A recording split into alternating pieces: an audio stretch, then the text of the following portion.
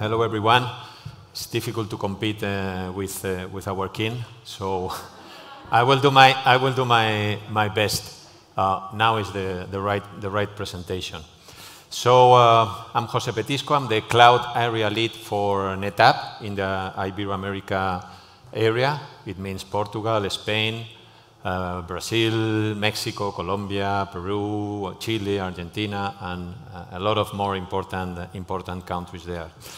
NetApp is a company who works it's a software company who works on data management, centric on data management, and focus in cloud solutions. How to move your data among different clouds.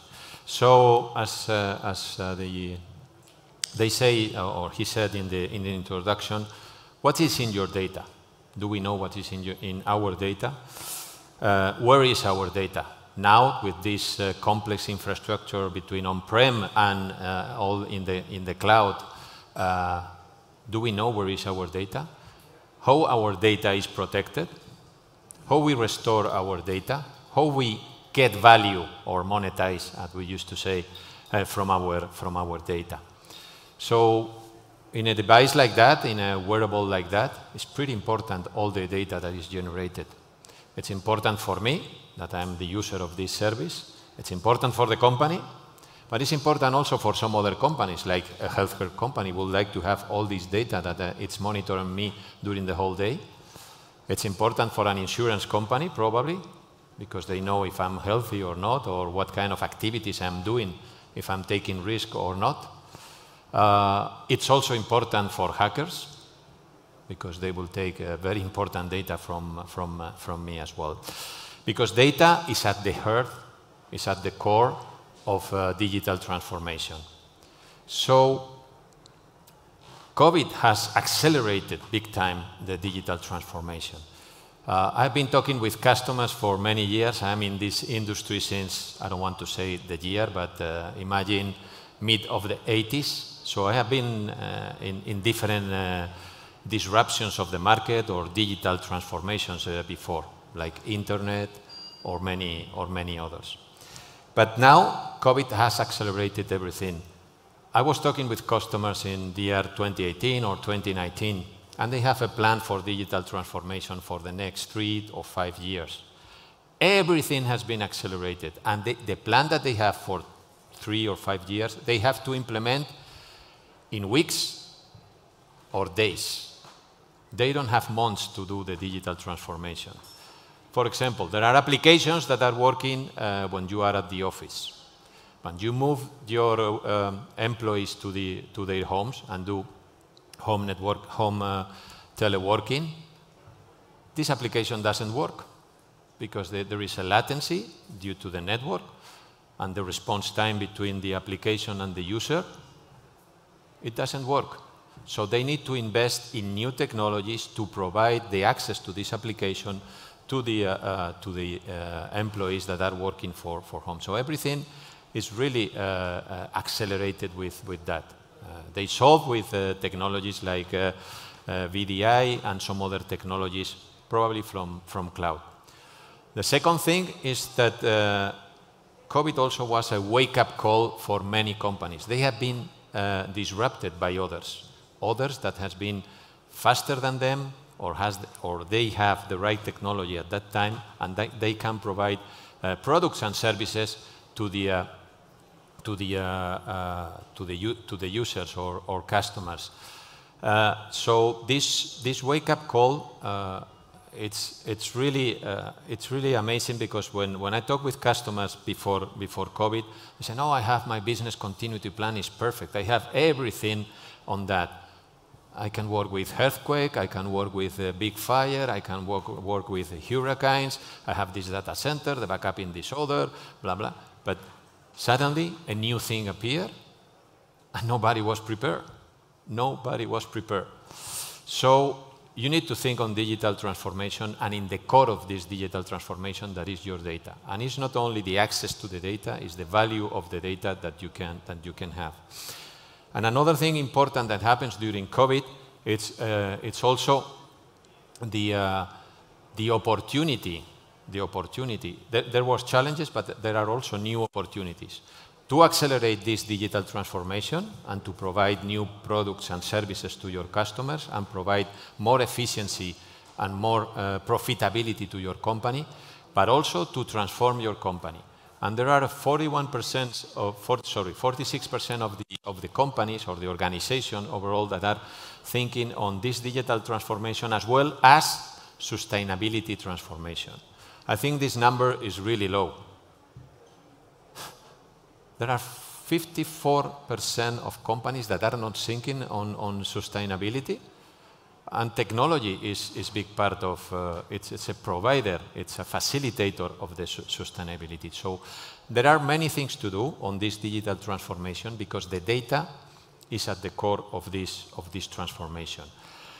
This transformation that needs to be really resilient, needs to be really agile to respond to new market demands, and you have to do it very fast. And one technology that is doing that really easily, and we have discovered the resiliency, the agility, and the speed, is cloud. Because 83% of the companies relies on those technologies. They believe that the cloud will accelerate the digital transformation. It's really agile, it's really fast, and it's a resilience platform. But there, you need to understand that your data is moving from where you have it, you used to have on-prem, on your data centers, and you are moving to the cloud. Moving to the cloud for high-performance computing, or for having your backup in the cloud, or your second copy of backup in the cloud, or you have cold data that you don't need to have on your premise. It's really expensive to have there, and you move into the cloud. But also you need data management tools that you can move all this data from one cloud to the other. And it looks really easy, but it is not. I talked before about latency. It's not easy to move and work with technologies, with new technologies or new data, for example. You can manage easily Oracle databases. It's something that we used to do a long time ago, but now there is new databases or new type of data, like Maria database or MongoDB database, or you have OpenShift from Red Hat. So your data management needs to understand all those modern workloads that you need to move between different clouds. Because you can move to one cloud, but you need to understand how you can move to another cloud if you need to move from one vendor or from one hyperscaler to another hyperscaler. Also, it's important to know that 69%, nearly 70% of the companies and organizations will have in 2 years more than 60% of their technology based on cloud. If I'm old, I'm working on, some years ago, 100% of the infrastructure were in the cloud before year 2010 or 2012. 100%. And now, suddenly, everything will be out, will be on other technology that is called cloud. For me, cloud is not a technology. Cloud is a set of different technologies. For me, it's more the way you operate, or someone operates by you, your technology. And last but not least, the majority of the companies, 75%, believes that they will be much, much faster using the adoption of cloud technology than on-prem technologies. They will be 3 times faster doing that. Because with all of that, data is booming. Data in the market, the data that we generate, the data that I generate with my wearable here, it's booming. Here is an example of the data in year 2019 was 46 zettabytes. It sounds much or sounds a really small thing. This is what we generate in 2019. 1 zettabyte is 17,200 million of iPhones with 64 gigabytes of memory. This is 1 zettabyte, and we had in 2019 46 zettabytes. But in some years from now, sorry, in some years, this year, at the end of this year, we will have nearly the double of the data that we have in 2019. It means 1 zettabyte, as said, the example about one iPhone is really good. Also, an HD movie, it's another good example. An HD movie of 1 zettabyte, the duration of this movie will be 36 million years. So that's where we are, and that's what we are creating, and we need to match this data. Fortunately, there is, oops, Corinne. Fortunately, the cloud.